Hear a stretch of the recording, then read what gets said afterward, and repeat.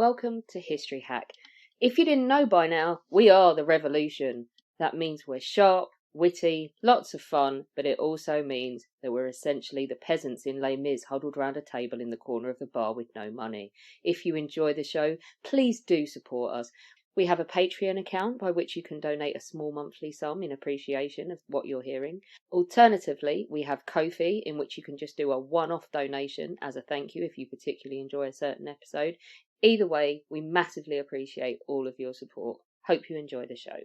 Hello, welcome to another episode of History Hack. You have me, and obviously my one, my only, Chris is podcasting with me today. Chris, who have we got on today?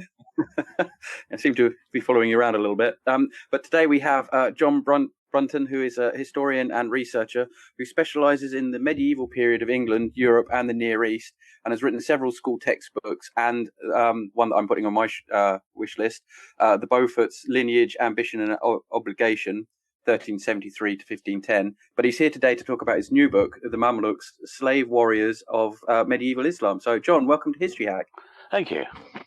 I'm really looking forward to this one because, again, this is a type of history that I've not studied and I'd like to learn more about. So hopefully you're going to teach me something new today. I hope so. Okay. Do you know what? Let's just kick off. And everybody, I apologise for my pronunciation because I am not very good at Arabic, but I'm going to do my best. Right. So who or what Mamluks and what is their background? The Mamluks, who were they? Well, to begin with, the Mamluk system was very old by the time the Mamluk Sultanate began in Egypt. Now, from the early days when the Arabs conquered the Middle East, they took slaves and eventually freed them. They found that a freed slave was always loyal to those who liberated them. So the idea that every important Amir had a number of Mamluks. Now the word Mamluk means one who is owned, but obviously they weren't owned by that time. They were, in a sense, their former slave owner was their patron, and the patron always relied upon them very strongly, much better than relatives who were always out for their own purposes. Now, the Mamluks that I'm talking about, they were mostly Turks to begin with, though others like Anatolians and even Albanians. A bit later, there were fewer Turks that were available, and from 1382, the Mamluks were Circassians. That was, a race that lived on the far side of the Black Sea. Now, what would happen is, as boys would be taken as slaves, and they were severely trained as soldiers, and in the tenets of Islam. And so, every Amir in Egypt, in the time that Saladin's family were running it, had a kind of small circle of Mamluks. What's different was Saladin's great-grandson, who was known as As-Salih Ayyub, which means the succoring king. Now, he decided he's going to raise an army of Mamluks, large numbers, so he'd always depend on them. And this grouping remained very strong and very powerful. Many of them became amirs in their own turn. The big problem was that when As-Salih Ayyub died, his son tried to get rid of them, but they rebelled, murdered him, and made one of their number the Sultan. And so that really began, right? It wasn't conscious, the idea that a former slave succeeded their owner, but it worked like that. I mean, for a time, the Mamluk Sultanate was hereditary. When we get to Kalaun, his youngest son reigned for longer than the rest, though he wasn't a Mamluk. And after a while, the Sultan was inherited of the family of Kalaun. But that ended up not working. And from the late 14th century to the end, the Sultan was always a usurper. Now, they had this funny practice all the way through. The son of the dead Sultan took control, became the new Sultan. But he'd always have a big protector, one of the Mamluk emirs. And when that emir had got rid of his opposition, he'd proclaim himself Sultan. Now, it didn't happen with the relatives of Anasa Muhammad, of Kalaun's family. I mean, they all turned out to be, quite useless sultans, mostly, or getting murdered, and very few of them lasted more than 3 years. And, well, it became unstable until another emir, Barkuk, made himself sultan. And he tried to start his own dynasty, but it didn't work because his son was a madman, alcoholic and paranoid, and they eventually had to get rid of him. But after that, all the Mamluk sultans through the 15th century, they were all, apart from the sons, who never lasted very long, they were all, former Mamluks of Barkuk. He had about 5 or 6 sultans in all. And then one of them was he reigned for a long time, and he had 5 sultans following him, which finally takes it up to the end of the sultanate. So we just sort of zoom in a little bit. There's a decade between 1250 and 1260, which is really quite eventful for the Mamluks, isn't it? Yes, certainly. Yeah. Okay. In 1250, the 7th Crusade was going on, and that's when Asil Ayub died. But his Mamluks succeeded. In fact, took the entire Crusading army prisoner, including King Louis IX of France, who was later known as Saint Louis. But they had trouble with Turan Shah and killed him. They had a lot of trouble to begin with when Aybak, the first Mamluk Sultan, tried to get rid of the other emirs, and many of them were driven into exile. But a little bit after that, there was a problem with the Mongols. Now, at this time, the Mongols decided they were going to conquer the rest of the world. So they sent a large army into the Middle East. And of course, everybody thought it was suicidal to resist the Mongols. They either said, you submit straight away, or we'll put you to death in the most atrocious manner possible. Best not go into details there. But they destroyed the eastern part of the Islamic world. They destroyed Baghdad. They killed the Caliph by wrapping him in a carpet and trumpeting him. And then they're on their way towards Syria. Now, the latest Mamluk Sultan, Qutuz, he decided to call back the Mamluks in exile and formed a great army, including the most important one, Baybars of Bundukdari. Now, in 1260, the Islamic army actually defeated the Mongols. Nobody believed it could be done. It was mostly because it was a screening force. The general had pulled back some of his troops and went off to try and contest the succession to the Mongol Khanate. But it was a big psychological victory at Ain Jalut, which means Goliath Spring, which is in Palestine. And they destroyed the Mongol army, and they gained control of Syria as a result of it. They came to Damascus and Aleppo and some of the great cities, the ones which Saladin's relatives were still running.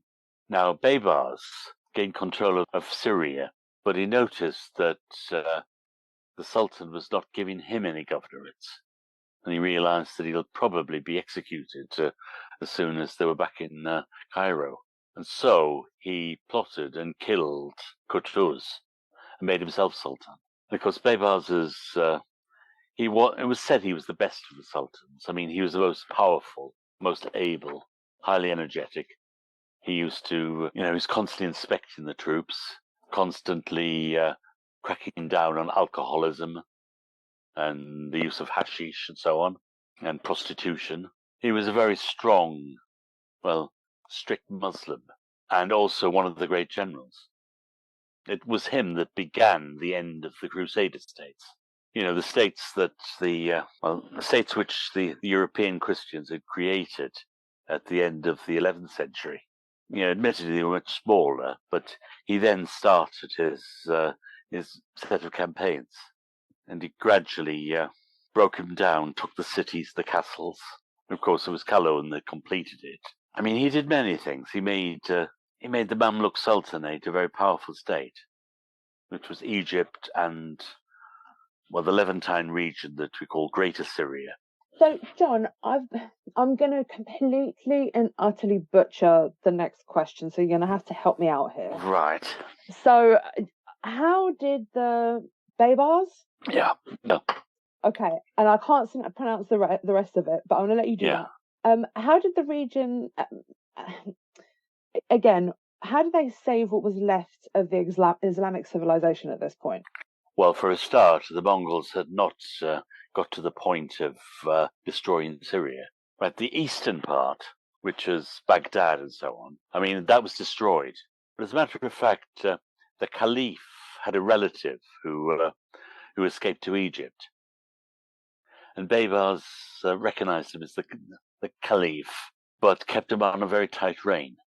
Officially, the Caliph was the sovereign ruler, but it was Baybars that carried on ruling in his name. So it was a kind of legal fiction. But, I mean, you could definitely say that Islamic civilization flourished under the Mamluks. You could say that some of the most amazing buildings at that time were raised, many of which still stand. And scholarship carried on. Baybars made sure that Al-Azhar University got its new lease of life. And some of the great scholars, they lived under the Mamluks' protection.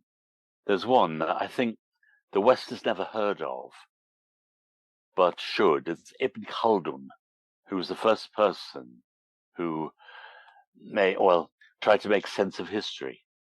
He was a Moroccan, and he escaped to Egypt, and he did quite well as a religious leader.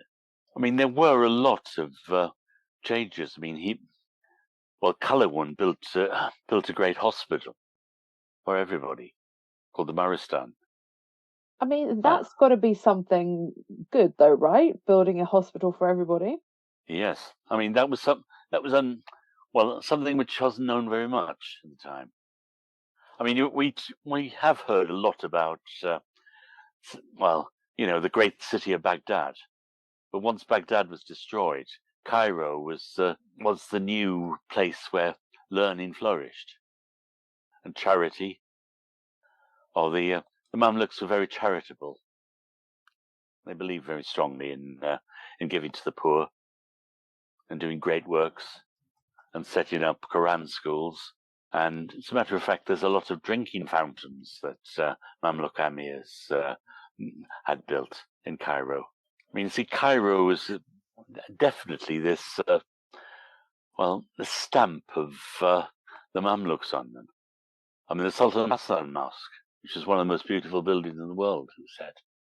And the Zuwayla Gate and the great, some of the great mosques, which were mostly college mosques.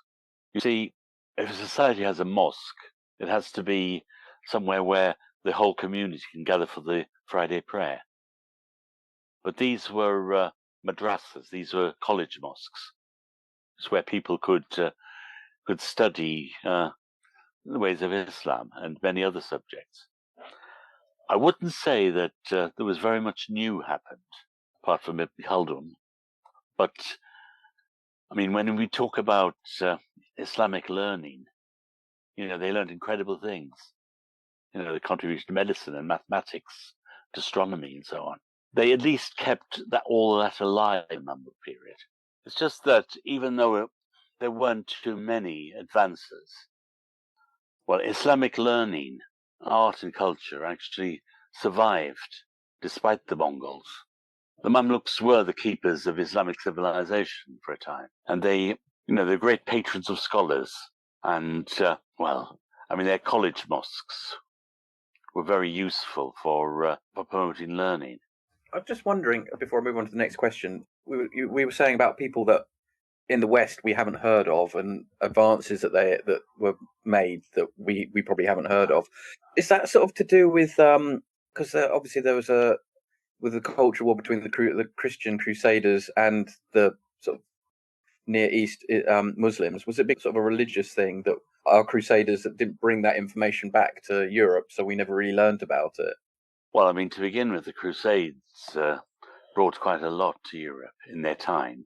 It's everything from rice and sugar and medical knowledge and so on.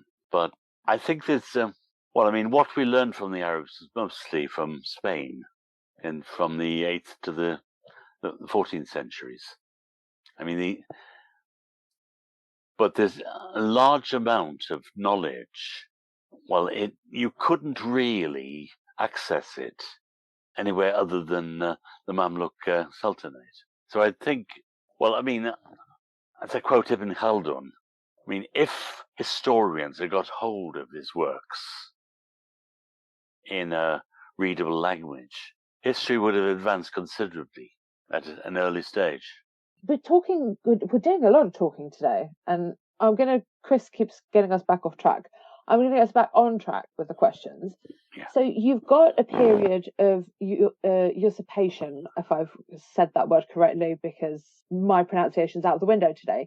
Because you mentioned earlier you had sultan to sultan and it just kept constantly changing. But what changes with Calawan and his heirs? Does it actually improve rather than going from one leader to another? Well, in some cases it did.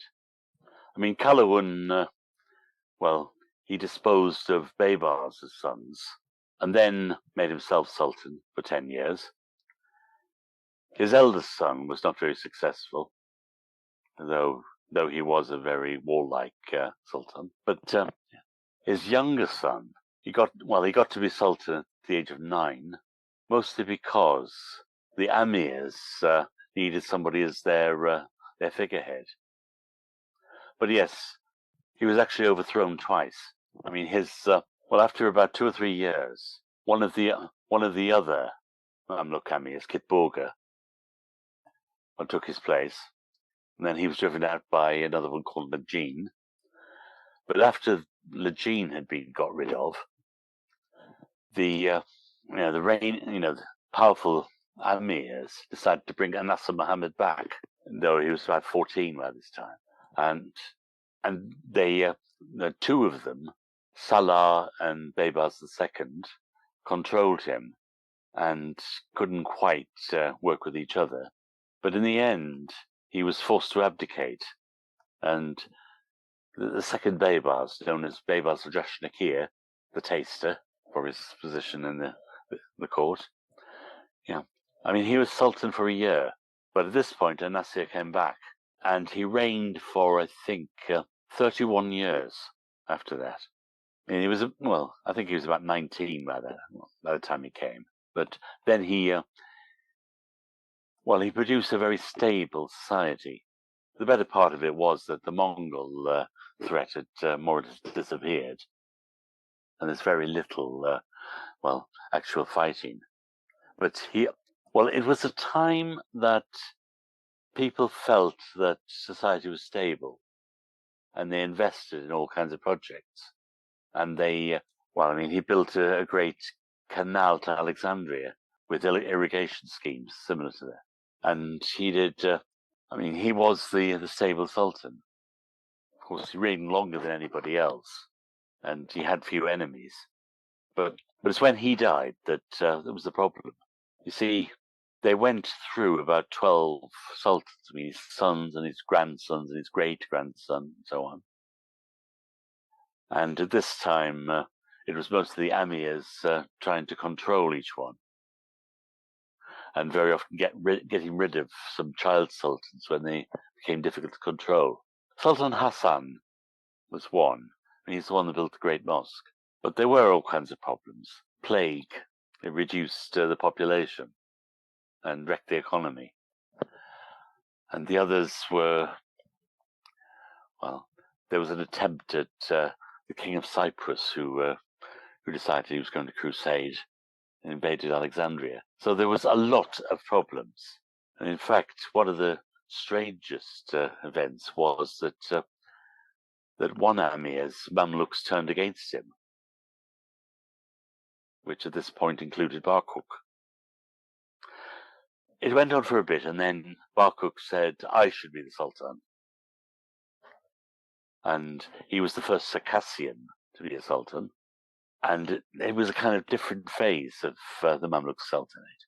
You know, it was mostly after one of the sultans died, his son would reign for a short time, then the powerful Amir would finally remove him and be the Sultan himself. Some of them were quite good. I mean, you might even, well, I don't know if you ever heard of some like Sheikh and Basbeh. No, no, most people don't. No, tell us a little bit more. Well, okay. You might as well, look, you've mentioned it, you might as well continue. Okay.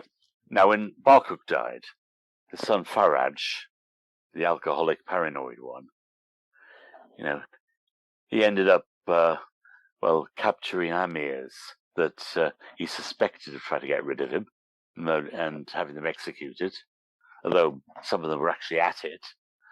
But they turned against one of the Amir's sheikh, who ruled about the beginning of the 15th century. He remained loyal until Faraj turned on him, and Faraj was captured. In fact, only Sheikh was the one who voted not to have him executed. And Sheikh did quite well, even though he started military campaigns into to Anatolia, which is now the eastern part of Turkey, and that brought him new enemies. I mean, there's a long, puzzling sequence of the black sheep Turks and the white sheep Turks at different times. And then eventually, in the middle of the 15th century, there was a new power called the Ottomans.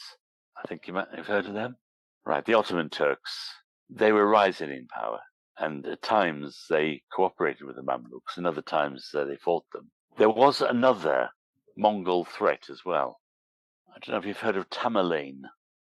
Chris Marlowe wrote a play about him once. Chris might have. I think Chris knows more about this than I do, don't you, Chris?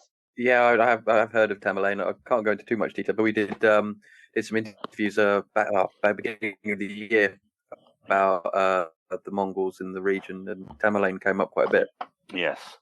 Well, Timur the Lame. Well, okay, I mean, it was a European name, Tamerlane. But, yeah, he invaded Syria, destroyed Damascus, but he didn't go on to conquer Cairo. He went off to fight the Ottomans instead. And a few years later, he decided to go and conquer China and died on the way. But at that time, well, Syria was devastated. You know, nobody dared till the soil. Everything was destroyed. Damascus, probably one of the most beautiful cities of the time, was just torn to pieces, and it never rose again, really. Now, the 15th century is a very bad time for the Mamluk Sultanate. In fact, it devoted a whole chapter on how it began to fall apart. It was in decay. It was even worse when the Portuguese got into the Indian Ocean and disrupted the spice trade. And then later still, the Mongols decided that they were going to add the Mamluk Sultanate to their conquests. So eventually, now 1516, 1517, Selim II, the Ottoman Sultan, conquered first Syria, then Egypt. And really, the Mamluks couldn't really stand up to it. Some people said it was because the Ottomans had guns and the Mamluks didn't really make much use of them. But it was much more in conventional terms. But really, I've put it in my book that Anasa Muhammad began the decay of the Mamluk system. I mean, he was no longer as fearful of the Mongols. And he allowed the new enslaved boys to live much better, in a sense, have comfortable living arrangements, instead of the ways that the early Mamluks, who practically lived in a very Spartan manner, which turned them into very hardy warriors. But in the end, he kind of softened the whole thing. And I think in the middle of the 15th century, all of the restrictions on training Mamluks were lifted. So they weren't exactly as powerful warriors. Not so much hardy. They didn't really, they weren't the powerful warriors that they were before. And of course, the Circassians tended to bring their relatives over and make them senior amirs and lead armies, or give positions of amirs to the Sultan's household when they hadn't had that much military training. So they weren't. The Mamluks of the 15th century weren't as able as before. And then, of course, the Ottomans came, and the Ottomans were the rising power at the time. And in the end, they conquered Egypt completely and hanged the last Mamluk Sultan. I was just going to ask that because they're obviously a military caste, and history tells us that military castes are never very, very good at administering their empires. How were the Mamluks at administering their empire? Well, that's a well-known point. I think they had a very effective civil administration. I know that, they divided the people in government. There were the men of the sword, which were the Mamluks themselves, the men of the pen, who worked as scribes and officials, and the men of the turban, who were religious leaders. Now, the men of the pen were native Egyptians. They had very rigorous training as scribes. The most senior was the wazir, or vizier, who was usually an Egyptian. And the civilian elite were the best administrators. The trouble was the Mamluks tended to interfere with the government quite a lot. Towards the end, they might even farm out officers to amirs who were not as who were in fact more keen on making money out of them than running them efficiently. But on the whole, the Mamluk Sultanate was very well run in terms of the civil service. So, moving on to talking about the regular soldiers, really.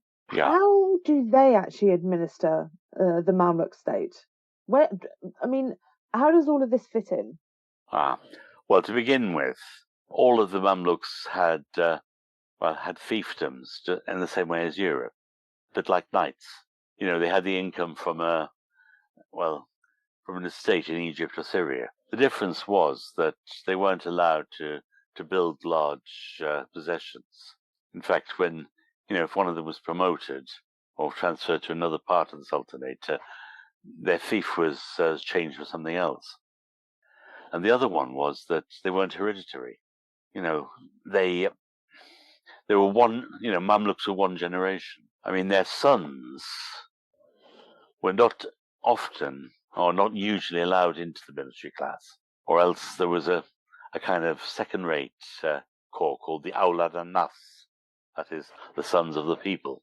Although many of them became important scholars. There's a lot said about Ibn Tagribirdi, the son of the Mamluk Amir Tagribirdi, and he wrote a chronicle. So we know a lot about what happened during the 15th century from him. But it was a one generation only. They were not allowed. The inheritance went not from father to son, but from slave owner to ex-slave. But I think it was only if you were,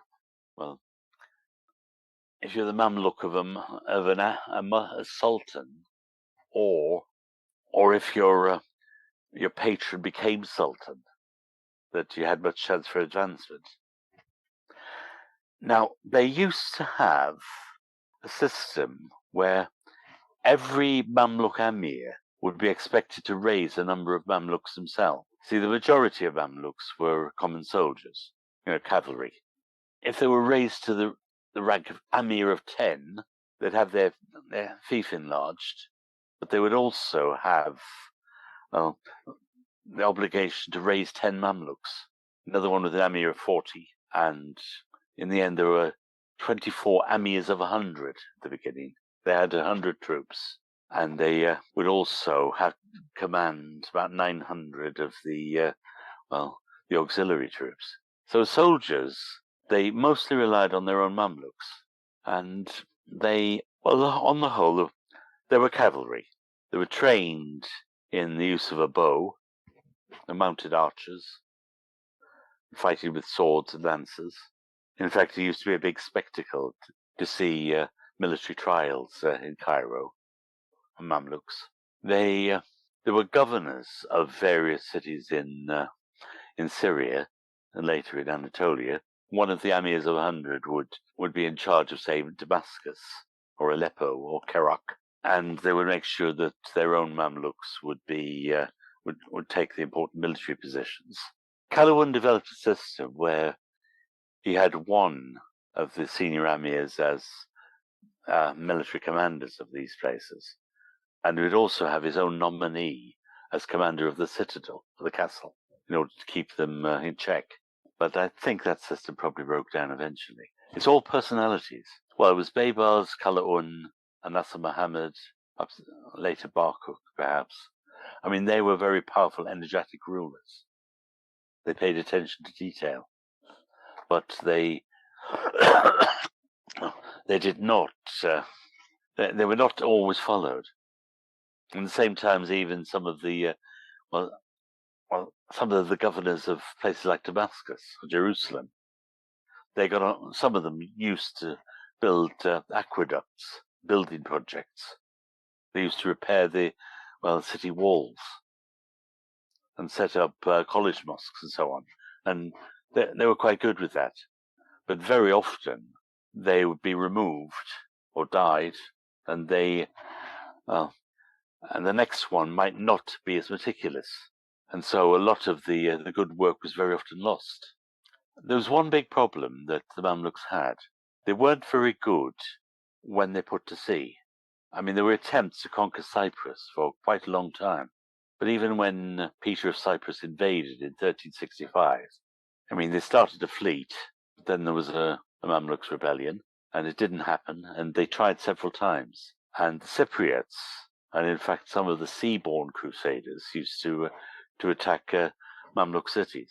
And then in the end, Basbey decided he would mount an invasion of Cyprus. So for a time, the king of Cyprus was under the tutelage of the Mamluk sultans. But I don't think that. Well, they eventually lost. Yeah, it's not some of the great land army, because the Mongols had the same problem when they tried to go to sea to go against Japan. The fleets just weren't any good either. I think if you're a dedicated land army, trying to become a naval power is always a bit problematic. Yes, I think the Mamluks felt a bit lost without their horses. Well, there were attempts. I mean, there was a Kurdish Amir called Hussein that was sent against the Portuguese towards the end. As a matter of fact, the Mamluks were the first peoples to mount cannon on ships, but it didn't do very good. But on the whole, yeah, the Mamluks were landlubbers, and that to some extent was their undoing. It was when who was it? The Portuguese got to India. They set up bases and attacked all the spice ships that had to go to Cairo before anywhere else, and ships that pilgrims to Mecca being sunk. And the Sultan showed he was not very effective in dealing with them, and tended to lose a lot in prestige. Yeah, because that was one of the main reasons the Portuguese did it, was so that they could have the monopoly of the trade and cut out the middleman. Oh yes, very much so. You see, in the 14th and 15th century, you had to. The only way you could get spices, with very few exceptions, was to go to Alexandria. And even then, the Venetians had a near monopoly. And of course, the spices came through the Red Sea to Cairo, and then went on to Alexandria. And every time they were sold, the prices increased incredibly. So by the time they actually got to Venice, they were very expensive indeed. I mean, everybody loved spices. They really, spices were very much valued in all the way through Europe, mostly because the meat was very monotonous. But I had thought about it when I was in Cairo. No, not Cairo. I was in Istanbul. I mean, they were selling large amounts of spices. These were very much prized. And I've still got a big bag of cumin that I've been using ever since.